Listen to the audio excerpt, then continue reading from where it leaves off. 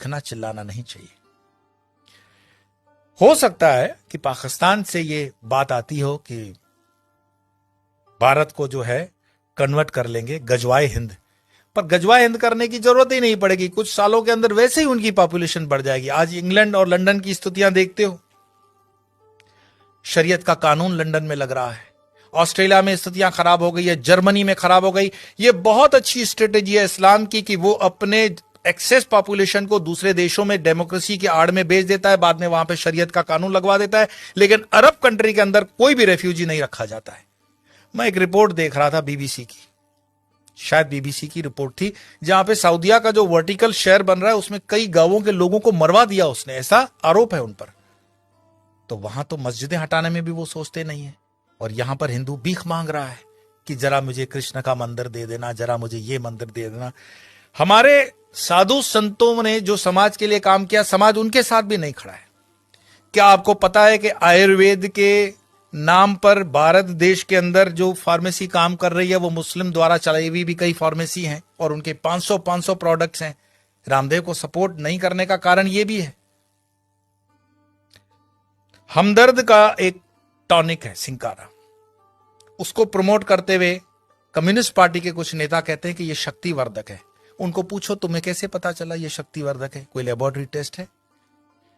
Allopathy के comparison में जो रामदेव बाबा को कहा गया था कोरोना के कंपैरिजन में, वो चीजें सब पर लागू होनी चाहिए। क्या आपको पता है सोनू निगम जैसा कलाकार जो पिछले कई सालों से फिल्म इंडस्ट्री के अंदर बेहतरीन आवाज दे रहा है, उसने जब खुले से कहा कि इस अजान के कारण मुझे तकलीफ होती है, इंडस्ट्री में उसको काम मिलना कम हो गया, क्योंकि बॉलीवुड की इंडस्ट्री आज भी इस्लामिक फंडामेंटलिस्टों द्वारा डोमिनेट है। मैं आपको और बता दूं, जिन दिनों शाहरुख खान, सलमान खान, आमिर खान स्ट्रगल कर रहे थे, गोविंदा सुपरस्टार था, और गोविंदा को नीचे करने के लिए उसकी जोड़ी में चलने वाली करिश्मा कपूर को आमिर खान के साथ एक फिल्म दे दी जाती है परदेसी। गोविंदा की जोड़ी को तोड़ा जाता है, और उसके बाद उदय होता है सलमान खान, आमिर खान और शाहरुख खान का समय, क्योंकि इंडस्ट्री डोमिनेटेड है इस्लामिक लॉबी द्वारा।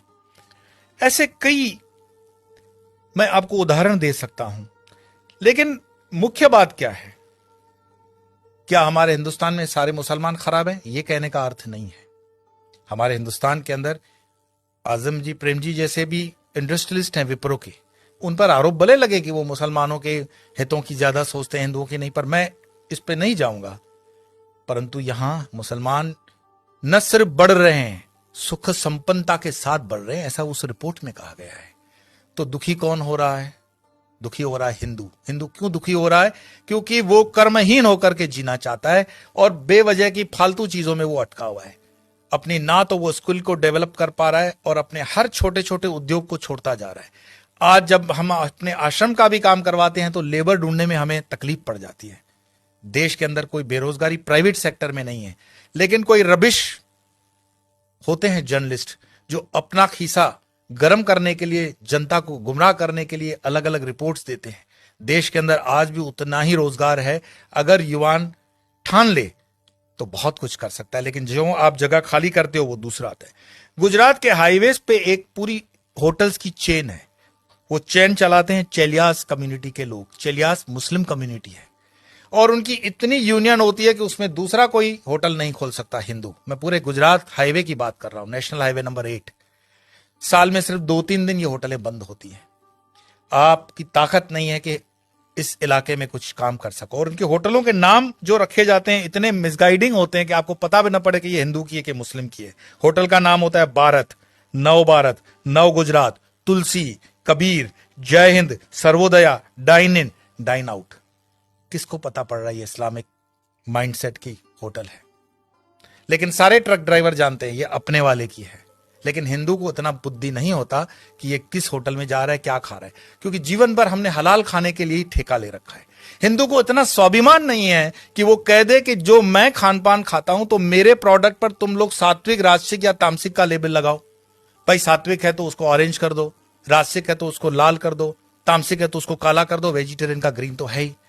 हर चीज पे हलाल लगा हुआ है, और हलाल का तुम्हें मलाल भी नहीं है। तो कितने भी तुम प्याज लहसुन को मत खाओ, लेकिन ये हलाल खाते हुए तुम्हारे बच्चे जो हैं क्या बन रहे हैं? ये जिहाद करने की जरूरत पड़ेगी नहीं उनको। ये साधु संतों को भी सोचना पड़ेगा कि तुम शेर को भी घास खिलाओगे, गाय को भी घास खिलाओगे, क्षत्रियों को भी घास खिलाओगे और ब्राह्मणों को भी घास खिलाओगे। हमने खान पान को बदल करके पूरे डीएनए सिस्टम को बदलने का पाप किया है, और जब इस पाप की हम ठीक से बैलेंस नहीं करते हैं तब तक इस पॉपुलेशन को ठीक करना बड़ा मुश्किल होगा। एक इंसान, ये वीडियो समाप्त करने से पहले मैं बता रहा हूं, एक इंसान जिसने अलीगढ़ मुस्लिम यूनिवर्सिटी का स्थापना किया था, सर सैयद, उसने सिर्फ ख्वाब देखा था पाकिस्तान बनाने का, कि एक ऐसा देश बन सकता है। एक टाइपराइटर और एक इंसान जिन्ना, जिसने देश बनाकर दिखा दिया, और यह चीज इतिहास के अंदर दर्ज है। क्या पता ओवैसी जो कह रहा हो उसको हम सीरियसली नहीं ले रहे हैं। अगर शाहबानू केस कोर्ट का इधर उधर हो सकता है तो राम मंदिर का केस भी राहुल गांधी तो बोले थे कि हम कर देंगे, ऐसा उन पर आरोप है, प्रमोद जी ने लगाया था। हिंदुओं को जागना पड़ेगा। कोई शंकराचार्य फिर से आए ना आए इसकी कोई गारंटी नहीं है। शंकराचार्य जी की जयंती मनाने से सिर्फ इतना ही मैसेज मिलता है, उत्तिष्ठ जागृत प्राप्य वरानी बत, उठो जागो, अपनी जवाबदारी लो। कब तक दूसरों के कंधों पे रहोगे कि ये तुम्हारी जवाबदारी लेगा? और धर्म का काम चेतना जगाना है। बाकी ये मेरा वीडियो मरे हुए लोगों के लिए तो है नहीं, चैतन्य लोगों के लिए। और चैतन्य जो सुन रहे हैं उनको लगता है कि आगे 2-4 चैतन्य है तो फॉरवर्ड कर देना, और मरे हुए लोगों को वीडियो देखने के लिए मैं कोई आग्रह करता ही नहीं हूं। आपके भीतर आपका सनातन जागे, भारत जागे, हिंदुत्व जागे। इसी प्रार्थना के साथ इतना ही, कल फिर मिलेंगे।